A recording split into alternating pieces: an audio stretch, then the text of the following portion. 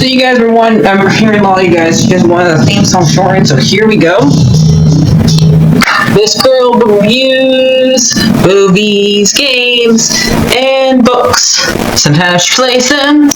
So does that, and when she does it with the cat, does that make her crazy? Does that make her crazy? Probably. So, it's shorter. There you go. CrazyCatLady or Martha Butler does not own any trailers or pictures.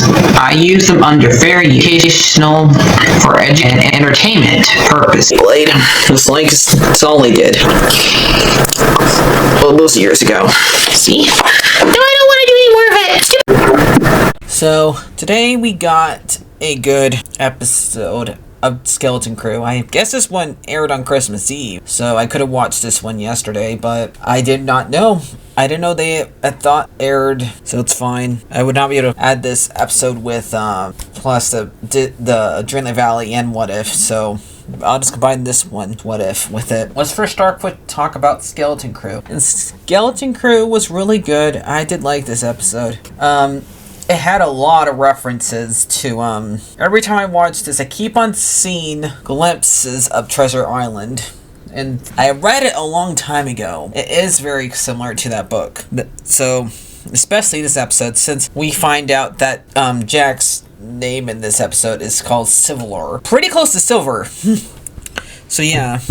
And so they're going to the planet where we go and get the book. The Treasure Island book. I have it here. We learned about Captain Flynn in this part of this episode.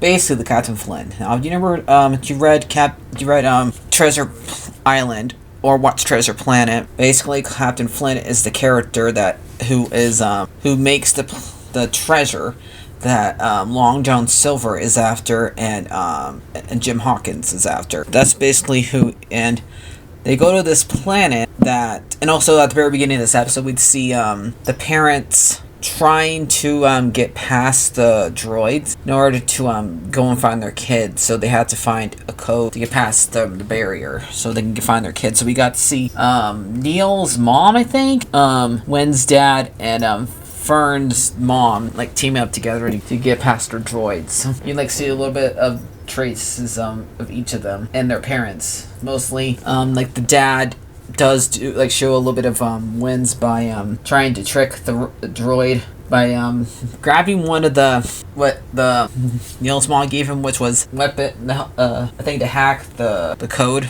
for them to get past it. And he keeps on changing hands so they would not see him holding it behind his back. And then the droid says, "Hold up your hands the same exact time," which we did not really get to see that part, which sucks. And we get to see Fern's mom do the whole entire thing that she did with her droid, where she tells the droid to overwrite their memories so they forget what just happened. So yeah, and I did like that part. So after we find out, they tie down 33, so they won't attack him, and they tell him about his older captain who had a treasure, hid the coordinates to in the ship at a different planet that he had all his treasures at. And so they go there, but first Wynn is a little bit disappointed that out here is not, because I thought he would be. It's a lot more dangerous and stuff like that.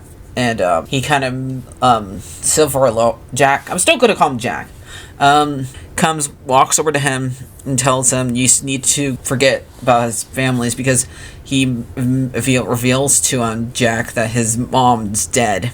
And so he just tells forget about the attachments. So when they go to where Renford is, I think his name in the Flynn in this show, we find out it's a spa where you go or a beauty parlor, one of the two.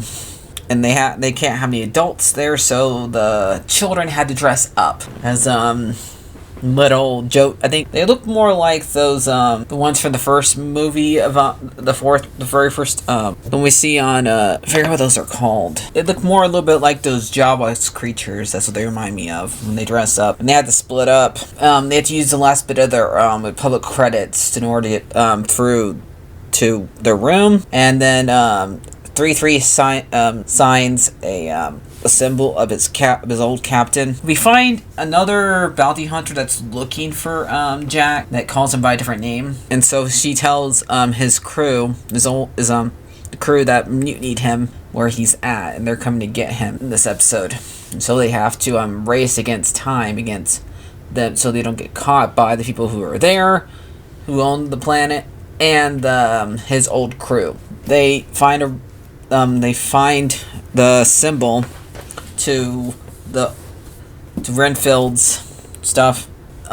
We see like this weird creature thing that they thought was dangerous, but actually Fern and Ren get it on their side by telling them stories, and they get down there and he helps their new friend helps them down there, and they find the treasure room. And then it kind of reminds me a little bit of you ever seen Aladdin? When they get inside the Cave of Wonders, you're not allowed to touch anything unless the cave gets mad at you. That's what it kind of reminds me of here. And they had to find out the one piece that's missing out. Oh, there's also like a river of acid. You cannot step inside the acid. You have to give it the thing that you treasure most. Sacrifice or something you treasure most. And KB thinks it's her life, but it turns out to be the old captain would actually treasure most, and that would be treasure. She had to sacrifice money. And when we get into the treasure room, you have to look for the thing that's still good. So there's still a chicken that's still in good peace, and so they Neil reached for it, but there is loose floorboard to like step on it if it opens up. And so Jack reaches, since he's taller, and grabs it. And then they hear what the captain has to say. And also the bad guys the other crews coming. And so he tells 3-3 to release the acid on the old crew, and that kills them. Which I guess we don't have to worry about those guys anymore. That's good as far as we know. And then Jack hears in order to get the treasure, because Fern keeps telling him, if you want to get your reward, you have to give us home. He decides, okay, so he wants to do a fight to get to be the new captain. So he fights, him and Fern fight, but since Fern is just a little girl and can't really fight, he just tells her, Neil. And she tries to fight him, but she puts a knife to her hand, and then Ren finds a lightsaber and tries to use it, but he holds it upside down because he's never used a lightsaber. At least for once, when we have a person who's never used something, they don't know how to use it, right, Ray? So yeah, that's what I like. I did like that part. The fact that Ren did not know how to use it because he held it upside down. But he did lose, and Jack gets to have the lightsaber, and the kids escape through the hole that they're trying to reach the meat. They push the button, and they escape that way because he was gonna hold the kids prisoner for mutiny since they kept on fighting against him. So now the kids have to worry about Jack, and that's when this episode ends. So I did like this episode; it was really good. I probably did give this one like a 9 out of 10. It was really good. I didn't want it to end. So the what if episode was fine. I would say it's mostly if the celestial flew up before they found out about it, that movie. But we have Riri Williams, who is Ironheart here, and she is fighting against Mysterio. And we do see a couple of other characters here, but I think it's their own illusion or something like that. It's kind of hard to understand what's going on here because you get to see Doctor Strange. Hold on. We get to see Wong, the guard from Black Panther, and what is her name? Valkyrie, and I don't know who the other girl is who actually ends up tricking them. They're trying to they have to fight a bad version of Vision and get past all the illusions.